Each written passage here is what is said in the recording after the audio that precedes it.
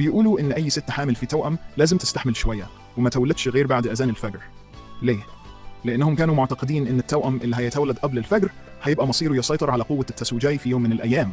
بصراحة محدش عارف إذا كانت خرافة ولا حقيقة، لكن اللي حصل بعد كده خلى الكل يعيد حساباته. وبالفعل الست بتولد توأم، ولد وبنت، وكأن واحد أخذ نهار والتاني أخذ الليل. ومن هنا بدأت الأسطورة الحقيقية. لكن استنى، أول رد فعل من الأب ما كانش إنه يوزع حلويات ولا يعمل سبوع.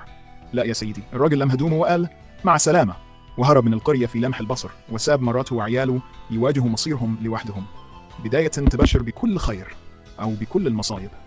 وبعد ما الزمن يجري بين 16 سنة بنتعرف على بطلنا يورو، الشاب اللي قرر يطلع الغابة يصطاد طائر نادر جدا. والمهمة دي كانت أصعب من إنك تلاقي شبكة واي فاي في وسط الصحراء.